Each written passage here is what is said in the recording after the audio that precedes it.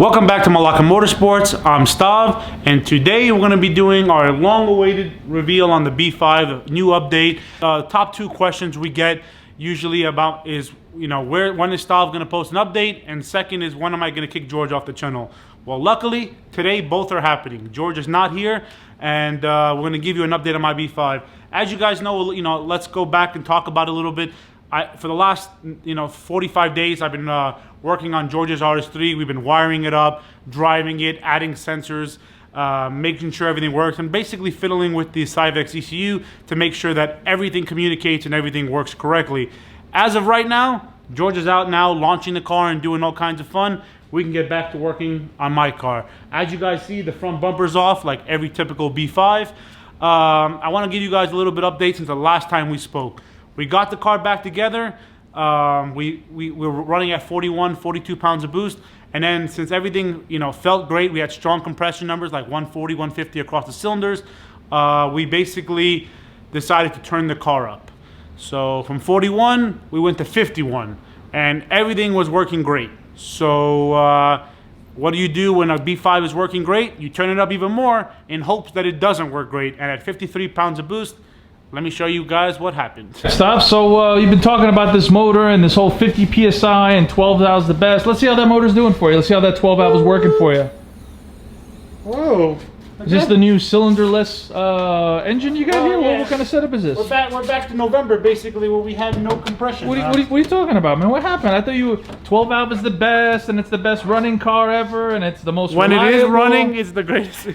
So what happened here? Stop. I see a whole bunch of shit disconnected everywhere. What the hell's going on? I mean, I worked so hard to make you the exhaust, the intercooler piping, the mounts for the intercooler, and this is what you go and do to this car? This is what I go and do, So what do we got here? All joking aside, what's going on? So basically, we ended up getting the car up to 51 pounds of boost. Hold on. Let's just stop right there. Here's 51 pounds of boost with a 12 valve. So Stav, as you know, Stav had O-ringed with copper rings. And then you can see all the cylinders look, there's two valves, there's nothing crazy, nothing, super crazy, two. And then, the ring, you see all the rings are connected all the way around. You see that whole circle? Yeah. And then you come to what, cylinder one? And there's a torch marker. What happened with that, man? What's going on? Well, what happened was... Did you leave this out for ventilation so the valves are able to get rid of all that exhaust flow? Or actually, it got rid of all my coolant during the pull. So this is the actual coolant port? Yeah, this is the coolant port right here, and this is the combustion chamber. It definitely burned a hole, and as you can see, I can put my whole finger in that hole. Yeah, look, that's pretty nasty. Yeah. So, this is what happens when you throw in... So what got overpowered here? Your head studs, or the fact that, now we went with copper rings? Was there something else that we missed along the way? Like, what's going on here? I mean, this setup normally does not, lifts heads, especially like at 40 pounds of boost. Well, let's stop joking. The 12 valve is notoriously known for lifting big boost for lifting heads. Correct, under like complete stock setup, because with 24 valves, they never make it the big boost. But anyway, right. Yeah. So right here, as you can see, it definitely lifted the head studs, and the combustion chamber is now weak, and we mixture between the coolant and the combustion, which is it's not really good. I just want to throw that out there. It's not good. It's not good, okay? So you ended up torching the head and obviously breaking this O-ring seal. Correct. So we actually lost all compression pretty much in cylinder one. Correct. And actually filled up with coolant because now you melted into the coolant port. Mm-hmm. And you overpowered your current head studs, which you were using what? 11 millimeter tool steel, Pro Series head studs. And at what, 51, 52 pounds of boost? Some might say 53 in the log, but let's not go that far. Okay, and then taking things apart. Obviously, we're going to be redoing some things. We noticed some repairs are going to have to happen to your manifold. Some things that started breaking apart. Some things that maybe need some updating. Correct. What are we going to be doing to that bad boy in this episode? Well, we're going to be cutting this off on the bandsaw. Right here on the flange, we ordered a new flange to come in, so we're going to be George, hopefully be able to weld this, because he says he knows how to weld. I haven't seen it yet, but we're going to be throwing a new flange on there. So we know obviously the head's junk. What about the bottom end stuff? How's the bottom end looking? The bottom end, on the front where it's torched, how does that look? There's no like marks here. There's like a little bit of debris here because it's been sitting in the coolant, left the residue. But overall, the bottom end looks fine. All the cylinders, the bores look great. No marks on the pistons or anything like that. But either way, we're still going to be having to take apart this motor and sending it out to edit force fed so we could O-ring the bottom end. And are you O-ringing the bottom end, or are you going to be doing what I'm doing now on the R30 block with the fire ring, which we'll show it to more detail. Where did you hear about that fire ring, George? Through my extensive research on the internet. It's crazy because I remember I told you about it through text, and 15 minutes later, Ed at ForceFed said George just hit me up about it. So check this out. So Stav was the first out of the two of us to get his motor O-ring, but he did it on the cylinder head side, which a lot of people don't do. But instead of sending him the whole motor, we just sent the cylinder head, as it was quick, easy, it was effective. 10-day turnaround. But Stav throwing a lot of boost at the 12-valve VR6 application. 51 pounds of boost is nothing to bark at. I mean, people are blowing up other engines at 40 psi, 35 psi. Yep. So 51, 52, being beat on the way you were driving it every day to work. You know what? I don't know if you're going to want to stick with this O-ring, which is, again, it's 20 thousandths, pretty much. How thick is that? 35,000. Is it 35? Yeah, all the way around, copper ring. And we're going to get into more detail as the time progresses when we're talking about firing and what the differences are once I get my R30 back from ForceFed. And we'll show you guys the very stark differences between O-ring and firing, and then the benefits of either or. But Stav, I mean, we're looking at their head, you know, possibly a new motor. I mean, so I got a couple 24 valves just chilling there, ready to go. I mean, what are we doing? We're doing a 24 valve swap here, Well, Stav? I mean, that motor is really being used properly, like a real 24. I mean, it ran and it came out complete. It still hasn't come apart. How much boost did you make? You made 50?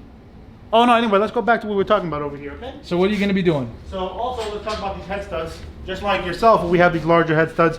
Factory VR6 head stud, 12 millimeter head tool steel head stud. So what size is your 12 valve head studs? 11 millimeter, and then these the larger ones made by DP are 12. Okay, so you're going to be going with 12 mil, Correct. which is just under ½ inch. Correct. And you're going to be going with a completely fresh new build. Correct. New build. And alongside that, we're also going to go with a larger turbo that's coming in this week. What we were talking about before, all joking aside, are you looking to have this O-ringed, or are you looking to go with a fire ring on the 12 valve? Well, before we pull this, your motor will be machined and redone. We'll figure that out in the process and what Ed recommends. Okay, got it. All right, Stav. Well, I mean, it's looking great. You know, things are looking great. So what we're going to be doing is changing a few things. Stav's going to go with a more aggressive intercooler core. The radiator, as it sits, we're going to be moving it back another ½ inch. So I'm going to have to modify this aluminum rad housing a little bit. So this way we can accommodate this radiator to move back just a little bit. And then I'm not sure if he's going to be sticking with this same intercooler core. I know, Stav, you had some plans with going something a little bit larger. Yeah, at 51, 52 pounds of boost, we basically had started to have higher IATs, and that was in cooler weather. It wasn't as hot as it is now. And we live in a very hot climate in Lancaster, California. I mean, obviously we're from New York, right? We're used to snow seasons. Born and raised on the playground where I spent most of my days, yeah. But out here in the West Coast in California, it's pretty much really, especially in our area, it's really, really hot. Ambient temps get up to 110, 115. We're going to see 111 this Sunday. So really pushing power on a lot of these cars is really testing the outer limits of what kind of flow and what kind of cooling efficiency these things can The push. issue we have is basically the bumper to radiator clearance. Like right now, we have to run that aftermarket bumper. So the hopes is today that we can move back this radiator another 3/4 of an inch and put the next size intercooler. Because this is an 800 horsepower core, we could put an 1100 horsepower intercooler. Got core. it, and that's going to be easy now that I can TIG weld aluminum. We're going to get that to later in the episode, and we're not going to talk about it for too long. Also, we're going to be doing some magic to Stav's tubular manifold. Stav got all these individual EGT ports. We ended up getting 2 sets. One for my built motor on the RS3, and then one for his set on the 12 valve. And in this episode, we're going to be drilling, tapping, cleaning, and then welding these EGT ports to the bottom of this manifold. So now Stav will be able to individually measure what's going on as far as exhaust gas temperature. Correct. I mean, Stav, really quick, obviously you're a little bit more in depth with the tuning stuff as you're starting to learn, wire. Why would someone want individual EGTs, especially on a big power setup? Especially, exactly the point. I mean, on a regular street-driven car that's making 30 pounds of boost, probably not as big of an issue. But as you push the car further and further, you absolutely, especially with the insufficiencies of the design of the cylinder head, you may have up to 15% difference in temperature per cylinder. So let's say here might be hotter than this one, or this cylinder may be hotter than here. So you'd be able to cool it off individually, just adding a little bit more fuel. Yeah, if you're able to add, let's say, 3% more fuel to this cylinder, cooling it down, could be the reason why this cylinder lasts longer. You basically, or just overall will save that from actually blowing up, leaning out, and having a problem. Correct. And a lot of times, because we're not measuring them, we don't know the differences. So we're absolutely guessing if we pop the motor, where if we had the data, we could kind of figure out exactly what's going on. Okay, and pretty much, what was the cost on these stuff? I know you ended up paying $5 a piece. So that's not that bad. So for $35 to get 3 of them, and then plus I'm going to be charging what, $300 an hour It's going to take me Correct, about 6 hours. But since to I weld bought these these are $400 each one for you. So in today's episode, not to prolong this intro, we're going to be drilling, tapping, installing the individual EGT bungs. We're going to be working on Stav's radiator, moving that back. May have to tweak the mounts, but we're going to see whether or not Stav's going to upgrade his intercooler core to something larger or just reuse what he currently has. And then we'll progress on. So let's get that. Let's move this radiator back about a ½ inch to where it's at now, and then we'll work on the tubular manifold here and get some welding in, as we haven't showcased welding on the channel quite some time. So stainless bungs, and then we're going to be cutting this flange off. I'm going to be welding a brand new flange on there, nice and clean, and then maybe get this whole thing blasted and then maybe powder coated or maybe a nice ceramic to really clean things up. So let's get to that. All right, we got that old cracked and damaged flange right off the manifold, and we also aligned and drilled and tapped pretty much all the ports for our EGTs. That's the old flange that came off, Stav. Yeah, you can see definitely fully cracked. Yeah, and now we want to break it off and then hitting your fucking turbo. So my look. Yeah, and another reason why 12 valves don't run. So we'll be drilling and tapping. I'm going to add the individual bungs now for you EGTs. So I'll be aligning those. But first, Stav is going to get this thing blasted. This way, this thing is truly clean, nice. So we'll start really nice and fresh, and then we'll wait for that flange to come in here in the next day or two, and then we'll weld that flange on, and then we'll the individual little EGT bungs in. So now Stav will be able to monitor that. So Stav, why don't you go get this blasted, and we can continue on with this video. A little bit of a mess here, but I made these little small little aluminum cutout templates. So this is the original hole for the radiator on both sides, pretty much. So what I'm going to be doing is capping these off, welding a small little aluminum plate so Stav can re-drill and relocate his radiator further back. And then what we're going to be doing is this little area here, we're going to be building this up with almost another 1/4 inch to maybe almost 1/8 inch aluminum plate, just to give it a little bit more backing. So now looking down on the radiator, it won't even touch that crank bolt. So we're just going to give a little bit more backing support here. Doesn't really need the support, it just needs a little bit more material so it pushes the radiator out, because right now it sits too far in on the top side, and now it'll be able to mount in the back. And the reason why we're not just drilling a hole back here is because it's literally the same size required here, and it's just going to blow it out and it's going to look nasty. So welding a small aluminum plate here will allow Stav to drill it, look a little bit cleaner, and not blow this out and not ruin any structural support here, and then reinforcement, especially since this is going to be sitting on the rad support pretty much the entire time. So that's what we're going to do. All right, guys, so we have George tack welding some bungs in the back. We ended up getting the manifold sandblasted, so that it's all clean and good for welding. George decided to tack up all the EGT bungs. George, you're missing one. I got the last one that I got set up on the little tool here. This is a 6-cylinder, George, not a 5-cylinder, George. Tell us what you've been doing. Well, so Stav took this to go get sandblasted real quick, which is nice, and then I just wire wheeled the areas that I was going to do. Whoever made the tubular manifold did the tubing out of stainless, and then the flanges are all mild steel. So Stav's got a new mild steel flange for the turbo coming. I've never welded one of those before, so this is going to be the first for me, so it's going to be good practice. And plus, if Stav does a pull and it breaks, it'd be more development, right? More practice. Things for me to talk crap about. Yeah, correct. But if you come in here, we also drilled the center one here for his EMAP, for his exhaust gas pressure. So the same thing I have on my 2.8 B5, Stav's going to have that now, and then individual EGTs. Now, there's a lot of talk online about staggering these EGT bungs, as they're going to read different temperatures. So 3 of them, depending on where the exhaust is located, are going to read differently than the other 3 in the head in the VR6. So really, there's no confirmation, there's no data that anyone's posting online, but there's a lot of theories. So if you come take a look at here, so a lot of people would normally stagger these depending on the distance between the exhaust valve and the actual EGT.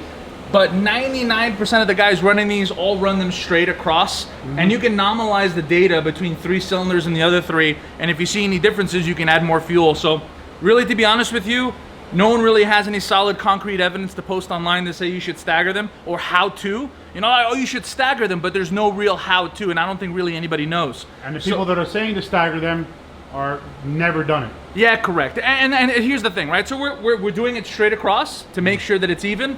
We're going to nominalize every 3 cylinders, the amount of data that comes in. We're going to see what the normal temperature is, and then go from there, right? And then we'll post our results online. If we have you know, I'm gonna eventually have to make Stav a new tubular manifold with his other race setup that he wants to do in the future, and that's gonna be more practice for me. So if we find out that yes, we have to stagger them, and we find out the formula on how to, we'd be more than happy to post it and develop it and change it as we go. But right now, it's gonna be all straight across. I'm on the 5th right now, just tacking them down. So George ended up relocating the radiator, which now gives us an extra inch here between the well, 3/4 of an inch. So one of the things we might try to do is to stuff a larger intercooler here. Because this intercooler is rated for about 800 horsepower. We might try to go up to like an 1100 horsepower core. Yeah. So you have enough room now for 4.5 inch technically intercooler in the front. So you know, we can get a Garrett core or a big Treadstone core, stuff that in the front and have something that can hold more than 1,000 horsepower. Guaranteed now, Stav, at 51 pounds of boost, you were definitely overflowing. When I was flipping this over to kind of take a look at the back side of the area that I was using the solar flux on, I found a crack in Stav's wastegate flange weld here. So I don't know if you guys can see it. I don't know if you could see that hair. I'm gonna see if I can zoom in. See if you guys can see that. It's a hairline right in the middle. You may be able to see it right there in the middle of those beads.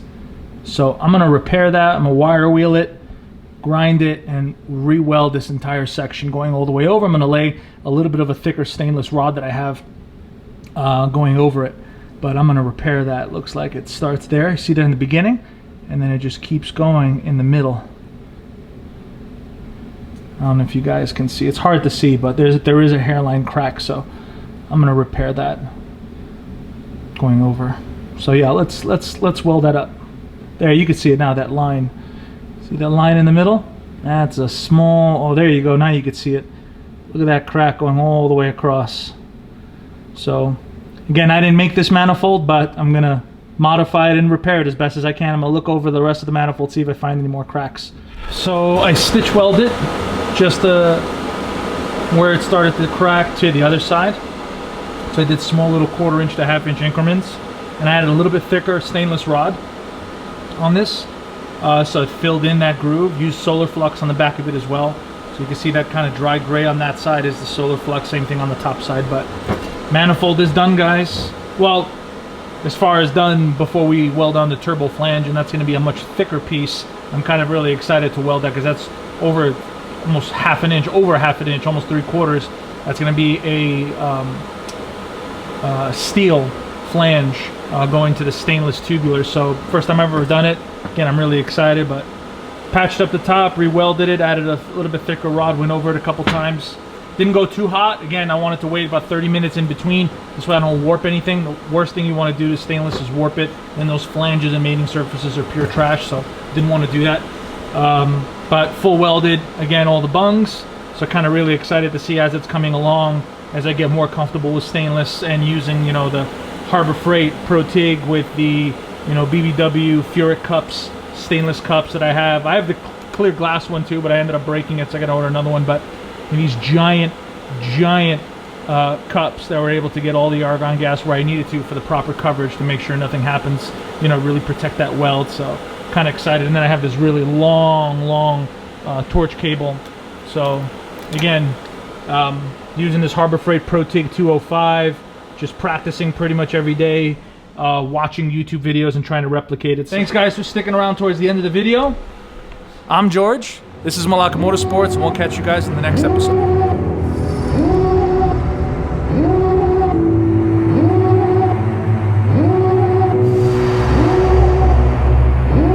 Devil in a red dress, call 911, I'm a killer. You know I hate to confess. Bang bang, got my hand on the trigger. The devil in a red dress, call 911, I'm a killer.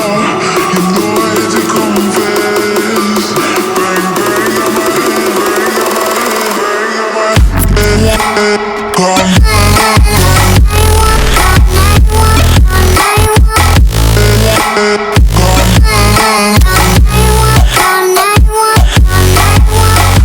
Yeah.